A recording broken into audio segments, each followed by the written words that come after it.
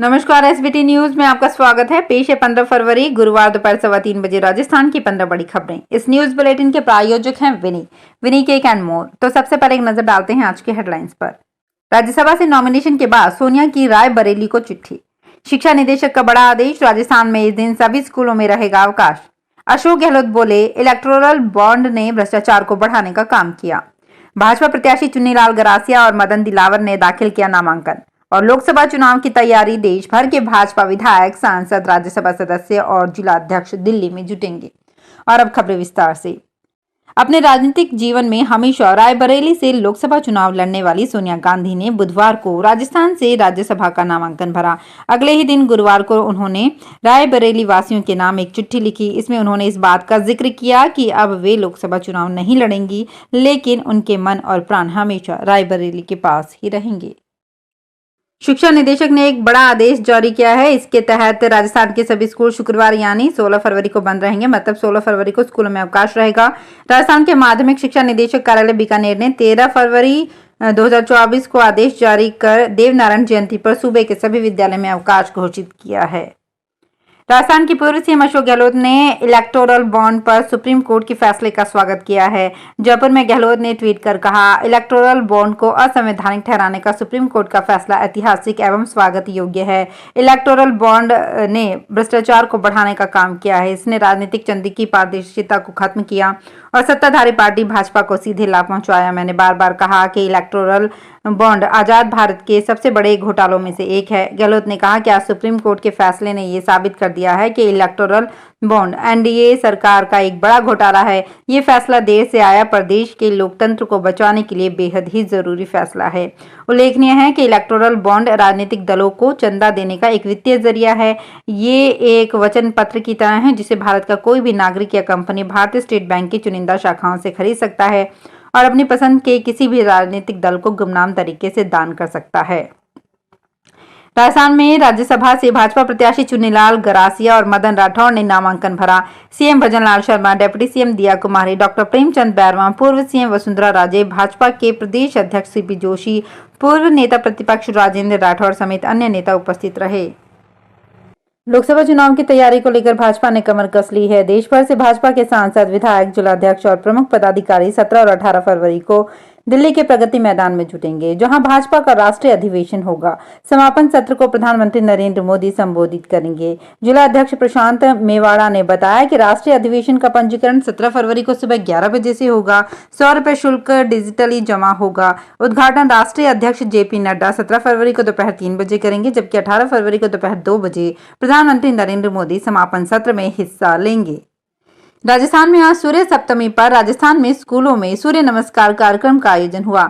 शिक्षा मंत्री मदन दिलावर ने खुद जयपुर में बच्चों के साथ सूर्य नमस्कार किया। इस मौके पर दिलावर ने कहा, सूर्य भगवान हमको दैहिक, आत्मिक, शारीरिक और बौद्धिक दुखों से बचाते हैं और हमको जीवन जीने में संबल देते हैं।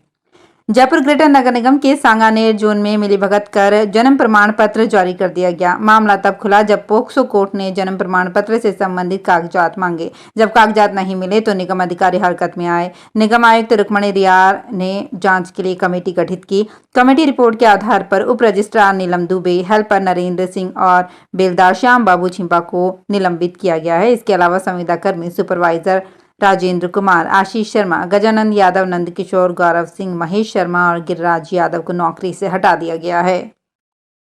हरियाणा के नोहर फीडर, बरूवाली डिस्ट्रीब्यूटरी और फतेहाबाद ब्रांच की बिगड़ी स्थिति के चलते CP4 से राजस्थान को आवंटित 332 क्यूसेक के बजाय 160 क्यूसेक पानी ही मिल रहा है। DPR लागू होने पर CP4 से राजस्थान के हिस्से के 332 क्यूसेक पानी की आपूर्ति सुनिश्चित होगी, जो राजस्थान के हनुमानगढ़ जिले में 14,407 हेक्टेयर की सिंचाई क्षमता बहाल करने में सहायक होगा।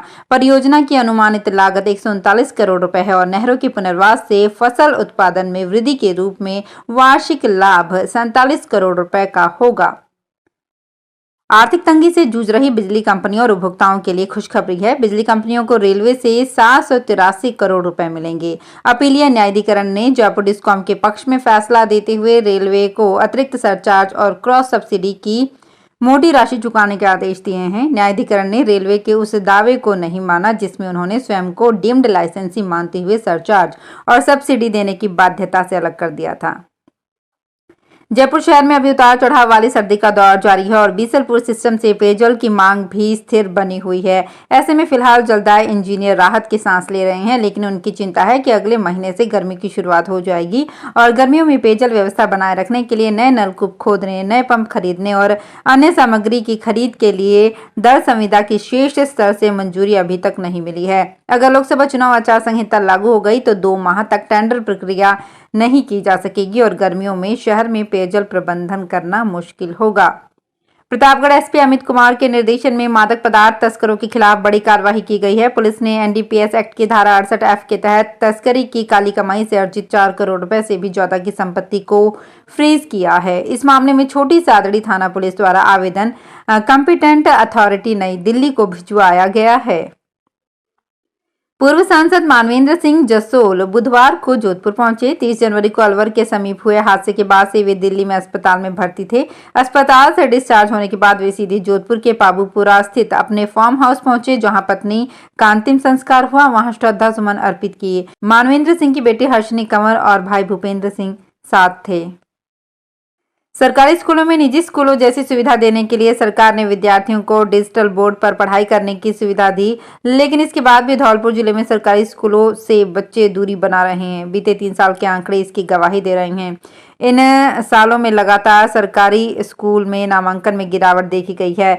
सरकारी स्कूलों में पढ़ने वाले विद्यार्थी बीते 3 साल से सरकारी स्कूल से दूरी बनाने लगे हैं। अजमेर नगर निगम की साधारण सभा ठीक 1 साल 1 महीने बाद गुरुवार को शुरू हो गई। निगम के गांधी भवन स्थित सभागार में सभा बुलाई गई। साधारण सभा में सत्ता पक्ष ने जहां सर्वसम्मति से बजट सहित अन्य प्रस्तावों को पारित करने की तैयारी की है, वहीं विपक्ष ने कई मुद्दों पर विपक्ष को घेरने की रणनीति बनाई है। निर्दलीय पार्षदों ने उनके बैठने के स्थान को लेकर भी मांग उठाई है।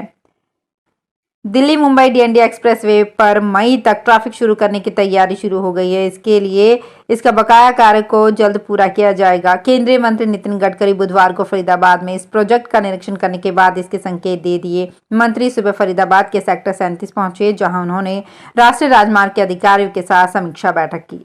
तो फिलहाल इस बुलेटिन में इतना ही। फिर हाजिर होंगे कुछ और बड़ी खबरों के साथ। अगर आप भी अपने आसपास की छोटी बड़ी और महत्वपूर्ण खबरों से अपडेट रहना चाहते हैं तो सब्सक्राइब कीजिए हमारे चैनल एसपीटी न्यूज को और प्रेस कीजिए बेल आइकन पर।